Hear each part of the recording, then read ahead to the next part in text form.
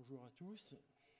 Donc, je suis le maire de la commune de Pont-de-Metz, une petite commune située dans la Somme, très proche de la ville d'Amiens, qui est la capitale de la Picardie. Et dans cette commune, qui est, on va dire, classée périurbaine, nous avons plusieurs atouts, beaucoup de sites, des monuments, on va dire, remarquables, comme l'église datant du XVe siècle, un château du XIXe qui a remplacé un château qui a été construit au XVe siècle, et un manoir et un parc exceptionnel du XVIIe siècle. Donc, toutefois, bien que classée périurbaine, Pont-de-Metz est traversée par la rivière de Selle, mais possède surtout un véritable poumon vert, avec de nombreux espaces naturels et boisés situés dans son centre, que les élus et les administrés s'obstinent à défendre.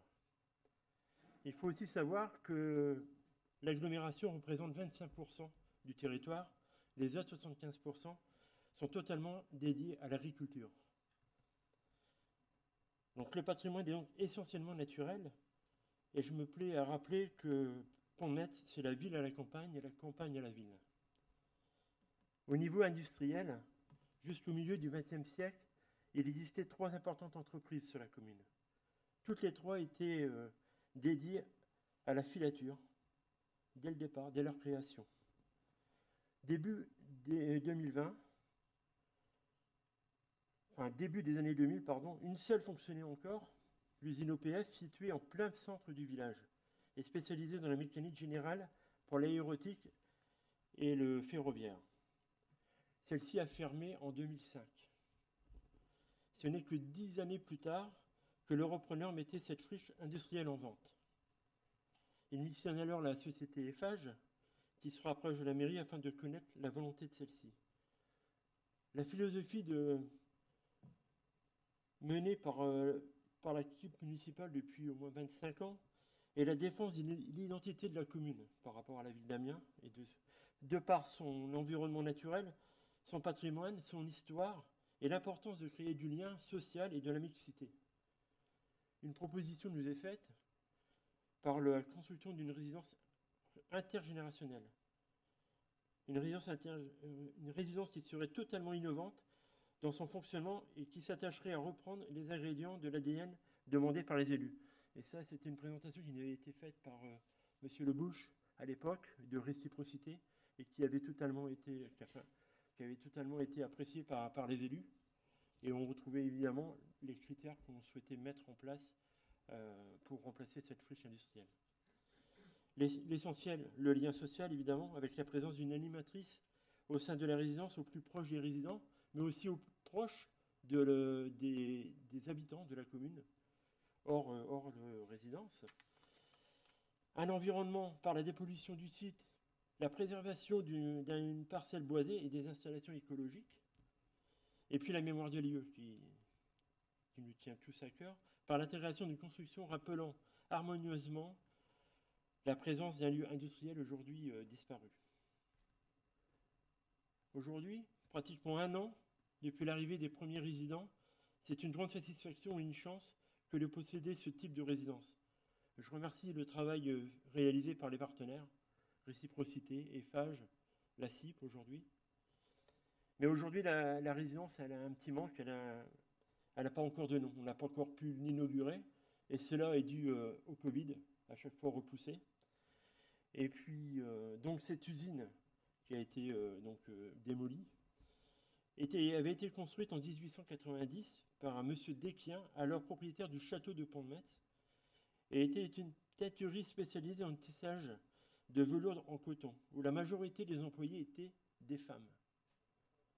À la mort du propriétaire du château, en 1903, c'est sa femme, Madame Blanche Desquiens, née Bralan, fille native de Pont-de-Metz, qui gérera l'usine jusqu'en 1936.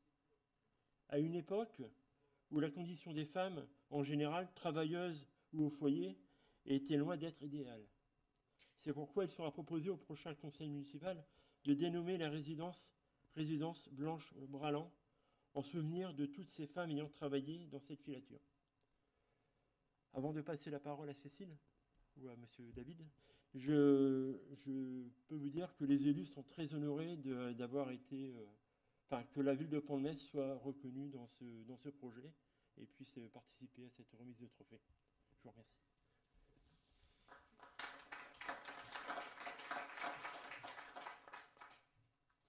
Merci. Donc, je m'appelle Cécile et je travaille à Réciprocité en tant que gestionnaire animatrice. Donc moi, j'ai rejoint ce projet il y a 1 an, mais comme vous l'avez entendu, depuis, ça fait 6 ans en fait que ce projet, on en parlait entre Réciprocité et EFAGE, notamment, qui travaillent ensemble depuis 2015, et autour de 3 piliers.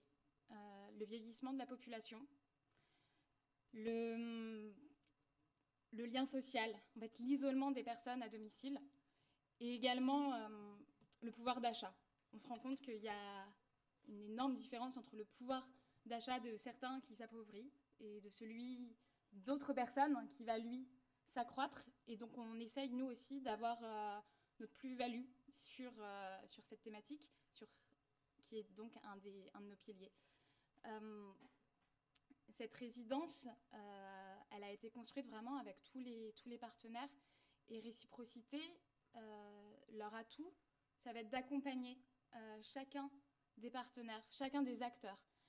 Il va y avoir des préconisations à l'architecte, des préconisations aux constructeurs, mais également au bailleur social, donc qui est la CIP, sur le peuplement de cette résidence.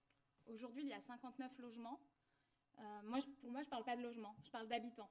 Je suis au quotidien avec ces habitants et je suis gestionnaire animatrice, mais pour moi, je n'anime pas. Enfin, c'est eux qui animent leur résidence et moi, je leur file juste un petit coup de main, le petit coup de pouce. Ma présence est là vraiment aussi pour les rassurer. Mais vraiment, j'ai une chance incroyable. J'ai des habitants qui ont plein d'envies. Et une autre des envies, ce sera de l'ouvrir sur la commune. Que la maison des projets ne reste pas au cœur de cette résidence, mais fasse bien partie de la commune de Pont-de-Metz. Je ne vais pas vous surprendre quand je vais vous dire le mot Covid. Je pense que tout le monde le connaît aujourd'hui, malheureusement. C'est ce qui fait qu'on a pris un peu de retard sur l'ouverture sur Pont-de-Metz, mais même aujourd'hui, il y a déjà 2 habitants de la commune qui participent aux activités sans qu'il y ait eu de communication externe. Donc ça montre aussi l'envie des habitants de la commune de s'intégrer à ce projet. Et donc pour ce faire, je vous ai parlé d'une maison des projets. On peut aller... La maison des projets, c'est vraiment ce qu'on voit au cœur du coup des 2 bâtiments. C'est un espace de 120 mètres carrés qui est dédié à l'ensemble des habitants. Tout le monde peut y aller. Et on y fait différentes activités. Les activités, donc, je vous disais qu'ils ont envie de faire, comme du tricot, de la marche. Mais on invite également des partenaires extérieurs, des acteurs locaux de la commune de Pont-de-Metz, également d'Amiens, Métropole, et pour qu'il y ait toujours une plus-value pour les habitants. Quand on va vers l'extérieur, c'est vraiment qu'on se dit qu'il va y avoir une plus-value et ça va bénéficier à nos habitants. Donc moi, je suis très vite passée sur les photos d'avant, mais parce que je vais laisser du coup Monsieur Michel David d'EFAGE vous parler vraiment de la construction de cette résidence, puisque comme je vous l'ai dit, moi du coup ça fait 1 an, je suis vraiment arrivée le même jour que les habitants, le 1er octobre 2020.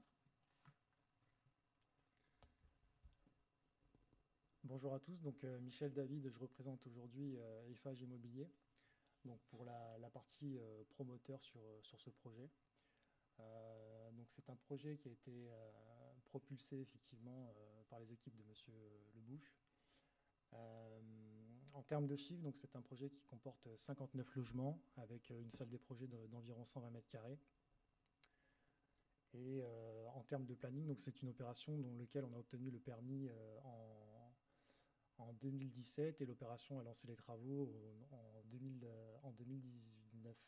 Et on vient juste de la livrer, ça fait maintenant 1 an. Le défi de cette opération, ça a été avant tout de répondre aux attentes de la mairie avec un projet, une mission à vocation sociale. Et surtout répondre aux attentes de notre client, la CIP, notre partenaire territorial. En termes de principe de construction, donc c'est un bâtiment qui est en forme de U, avec des longs grines et puis des briquettes rouges en sous-bassement, qui rappellent de manière importante les constructions voisines. Donc voilà, les logements qui sont proposés dans cette résidence sont majoritairement des T2 et des T3, donc des logements dits évolutifs qui correspondent effectivement à plusieurs locataires, que ce soit des personnes âgées ou des jeunes. Voilà, et puis en termes de mixité, au niveau de l'opération, pour effectivement respecter notre référentiel bilanciel, c'est une opération pour laquelle on a vendu à côté 3 lots à bâtir pour effectivement respecter nos bilans, parce qu'on l'a évoqué ce matin, ce type d'opérations sont compliquées, notamment au niveau des contraintes dans nos chiffres. Et donc c'est la raison pour laquelle on a trouvé un système hybride pour cette opération, avec 3 lots à bâtir en complément. Bon, voilà, je pense que j'ai à peu près fait le tour. Ça s'inscrit également dans le cadre d'une vente en état futur d'achèvement avec donc, notre partenaire territorial, la CIP, qui est aujourd'hui à l'exploitation des lieux avec réciprocité pour la salle des projets. Donc voilà. Donc je remercie avant tout Monsieur le maire pour nous avoir aidé à mettre au point ce projet. Je pense que c'est surtout ça la conclusion, c'est de voir que on est quand même plusieurs interlocuteurs sur un seul projet et que chaque personne apporte son expertise, ses connaissances, et on se rend compte qu'effectivement, mis tout à bout, ça fait des projets relativement intéressants et puis qui répondent à une mission avec une vocation sociale. Donc voilà, merci également aux équipes de réciprocité et puis à tous nos partenaires territoriaux dans la région amiénoise. Merci à tous.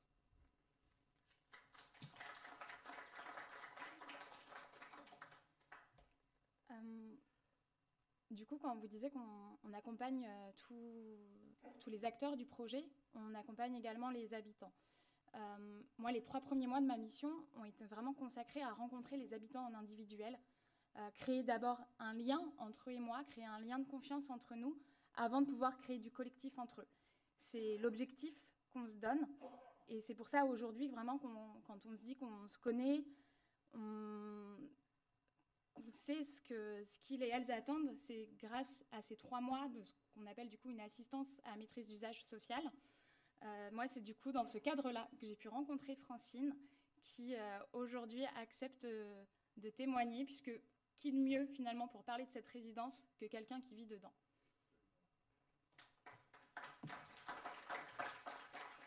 Bonjour messieurs, dames. Oui, je voulais parler de la résidence intergénérationnelle.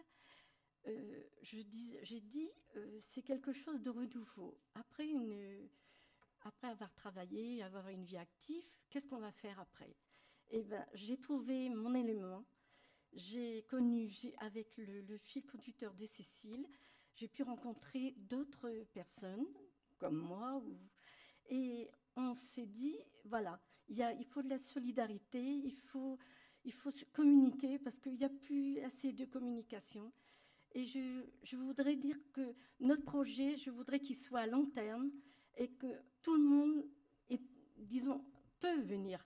Tout le monde, on peut dire ce qui ne va pas, ce qui pourrait être, je veux dire, encore un plus dans notre vie. Et c'est pour ça que j'ai voulu accompagner Monsieur le maire, Cécile et d'autres personnes pour représenter les résidents et résidentes.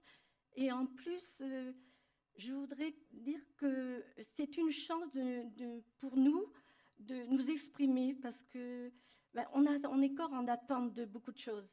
Mais le petit plus, il y a encore un petit plus, ça fait beaucoup de choses. Et j'espère que ça continuera encore longtemps. Et même si Cécile nous accompagne, que nous, on peut accompagner d'autres personnes, donner un petit peu notre savoir-faire. Et puis, tout ce qu'on demande, c'est que ça continue. Voilà. Je vous remercie.